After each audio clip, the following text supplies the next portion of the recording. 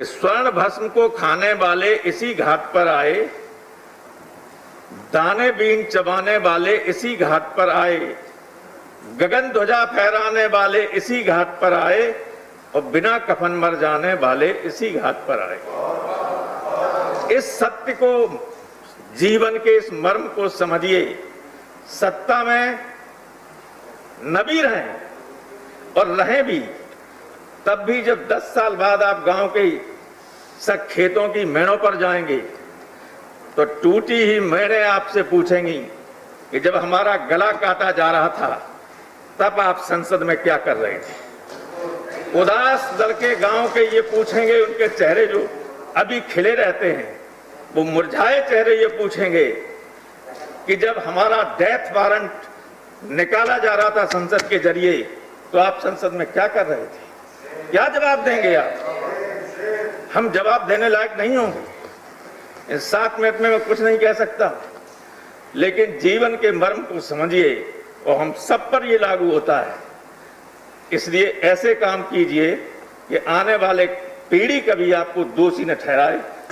मैं जानता हूं कि आप सब परंपरावादी तो हैं। कृपया बैठ कर ना बोले। खड़े होके बोले सर। नहीं, आपको नहीं, मैं बाकी लोगों को कह रहा हूं। आप तो बैठ कर ही बोले। मैंने कांग्रेस के श्री बाजवा जी को सुना, भूपेंद्र जी को सुना और डेरिक ओब्रायन और हमारे अन्ना डीएमके के मित्र को सुना। मैं बहुत जोर से तो नहीं बोल सकता, लेकिन कई बार मुझे ये लगता है कि कोई न कोई ऐसा कंपल्सन है जिसकी वजह से सत्ताधारी दल न डिबेट करना चाहता है न डिस्कस करना चाहता है। They are just rushing through the bills. इतने महत्वपूर्ण बिल, क्या ये उचित नहीं होगा पार्लियामेंट्री डेमोक्रेसी में कि देश के 60% से ज्यादा लोगों को रोजी रोटी देने वाले सेक्टर के बारे में जब आप बिल लाएं तो विपक्ष के नेताओं से भी बात करें और देश के तमाम किसान संगठनों से बात करें। आपने कोरोना के नाम पर ये सब अध्यादेश जारी कर दिया और बिल लाए, किसी से कोई पूछा नहीं। आप केवल अपने जो बीजेपी का है, भारतीय मजदूर संघ, उससे ही डिस्कशन कर लिया होता,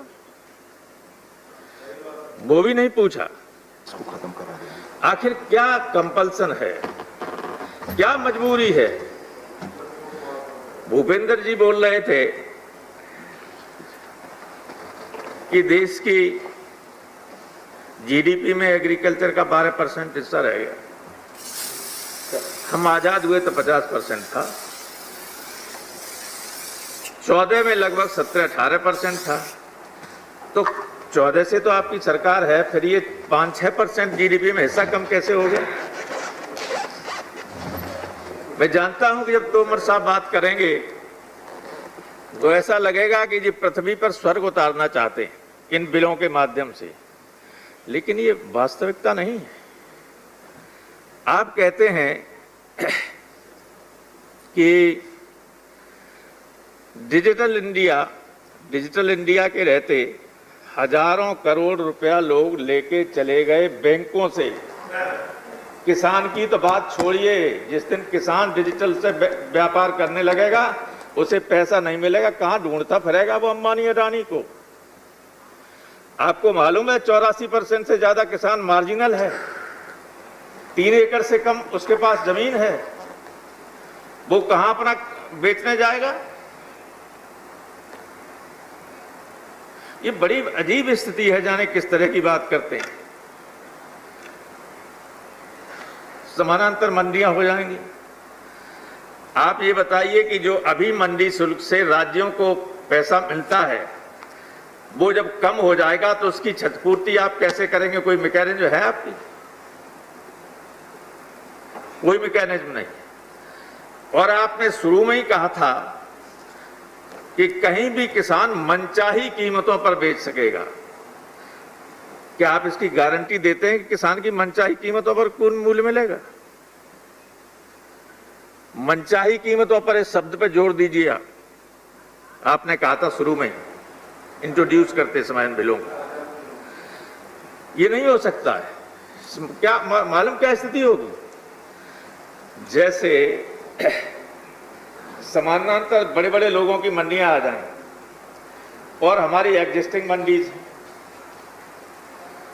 तो उनके सामने ही तो इनकी दम घुट जाएगी, ये मुकाबला उनका नहीं कर सकते। उसी तरह से जैसे जियो के सामने हमारा बीएसएनएल दम तोड़ रहा है कि नहीं तोड़ रहा है? बेचने की स्थिति में हो कि नहीं?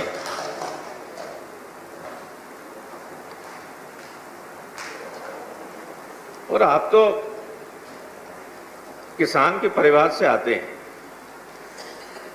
अगर अदरवाइज न लें, बुरा मत मानना, मेरी मनसा खराब नहीं, लेकिन मेरे मन में ऐसा लगता है, ये लगता ही नहीं कि बिल आपने बनाया है।